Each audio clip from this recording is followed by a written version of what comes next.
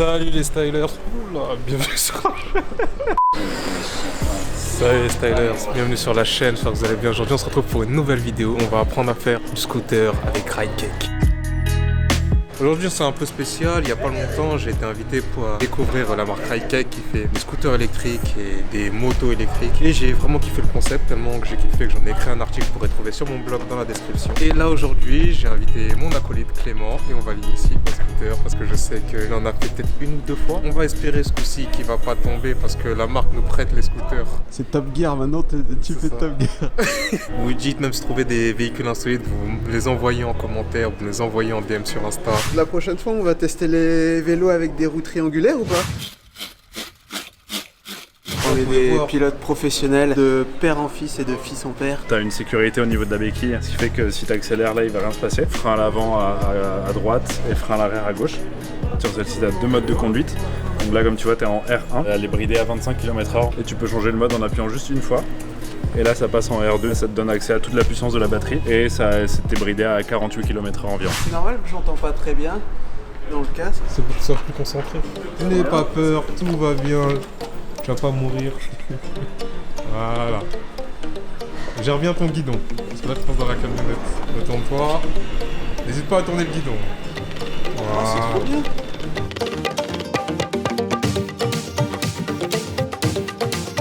J'ai moins peur qu'avec la monoroue. C'est bien qu'il y ait plusieurs modes sur la moto parce que ça permet de se familiariser avec l'outil. C'est comme sur la monoroue quand j'ai commencé. Au début, je bridais à 10 et à 15, temps de m'habituer. Et une fois que j'étais à l'aise, là, je suis parti sur des 20, 30 et tout ça. J'ai enlevé le limiteur, il va pouvoir rouler jusqu'à normalement 45-48 km/h. Ta mission, ça va être de rouler le plus vite possible. Par contre, il n'y a pas de ceinture de sécurité. Hein.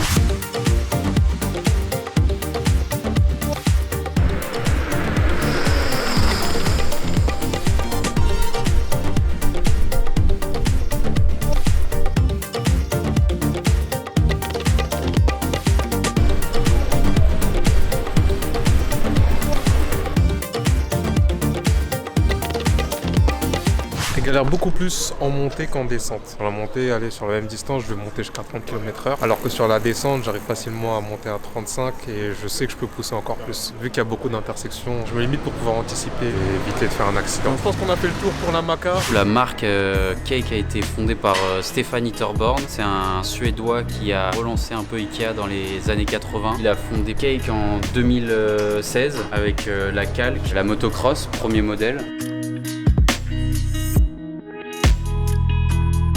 Ensuite, il a développé la Ossa. Il y a 1000 configurations possibles dessus. On peut mettre un siège, deux sièges, des top cases, des paniers. Et enfin, il a créé la Maca qui a été designée pour une utilisation citadine, un peu notre best-seller à Paris.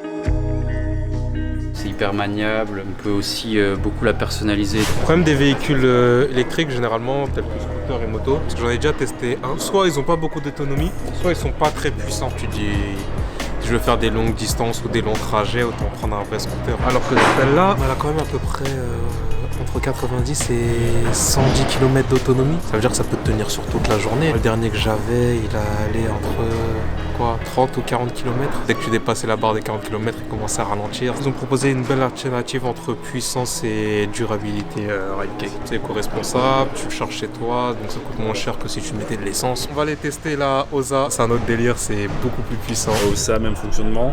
Tu as différents modes de conduite. En Ride 1, tu es bridé à 25 km/h. Ride 2 à 45 avec une majorité de la puissance, mais pas entièrement. Et Ride 3, là, tu as toute la puissance et aussi 45, là, c'est une 50. Tu as un mode de freinage. En Break 1, il n'y a rien qui se passe. Tu lâches les gaz, la moto continue à avancer comme si de rien n'était. Et Break 2, il y a un petit frein moteur qui permet de régénérer de la batterie et freiner un petit peu la moto. Mais il n'est pas suffisant pour lâcher les freins totalement. Il faut quand même freiner un petit peu. Il n'a pas idée de à quel point elle est plus puissante. Ça va bien se passer, hein, t'inquiète pas. Ça donne un style, tu vois, quand on laisse comme ça. Ça donne un style comme quoi il va s'envoler quand tu vas tomber. Even when you feel low, you can still go. Even when you feel slow, you can still go. Là, il est fait. Le phare, il bougeait avec le guidon tout à l'heure, j'avais l'impression. Là, il reste fixe. En fait, je me fie à ça pour me diriger. Ça bouge pas, il reste sur le truc. C'est bizarre. Poussez-vous les pigeons. Je te laisse foncer. Ouais, laissez passer le bike. On a vraiment une dégaine de keuf.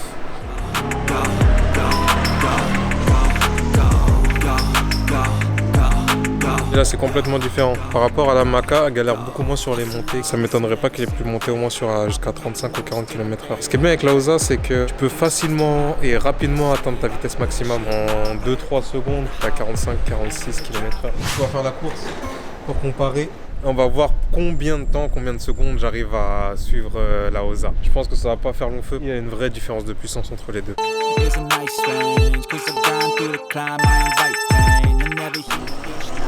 Regardez, il a déjà démarré.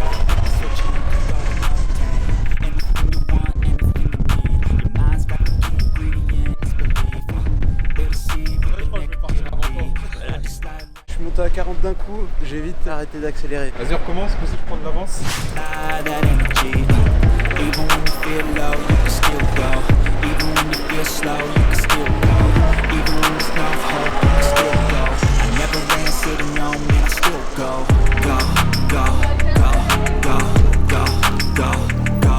Personnellement, j'ai préféré la Osa pour quelques raisons, c'est que tu peux la customiser. Mais généralement, tous les modèles de Ridecake sont un peu customisables. Par exemple, ce petit siège est démontable juste ici. On peut rajouter un deuxième siège comme celui-ci. Sur la Maca aussi, par exemple, on peut rajouter un petit box. C'est comme un meuble Ikea en fait, tu le démontes, tu le remontes, tout ça, tu peux customiser, rajouter des choses en fonction de tes besoins. Je me dis, admettons un jour je vais faire un street show, j'ai besoin de me déplacer. Je peux brancher ma sono sur la batterie. Et si on veut tester les produits, quels produits on peut tester ici? Comment ça se passe? C'est quoi la procédure? Ouais, on peut tout tester, il faut juste le permis qui correspond à la moto qu'on va essayer. Maintenant vous saurez tout sur Ridecake, vous pourrez venir tester à votre tour. Ainsi s'achève cette vidéo, j'espère qu'elle vous a plu. N'hésitez pas à faire un tour sur mon article de mon blog. On n'a pas eu l'occasion de faire la calque, mais on essaiera de la faire une prochaine fois. Je vais essayer de passer mon permis, ma formation 125 entre temps. N'oubliez pas de vous abonner, cliquez sur la cloche de notification. On se retrouve très bientôt pour une prochaine vidéo. À bientôt, ciao. C'était vachement cool, hein. Merci de m'avoir invité. Par contre, pas trop l'habitude pour vraiment la vitesse. Ça y est, je suis prêt pour le GP Explorer.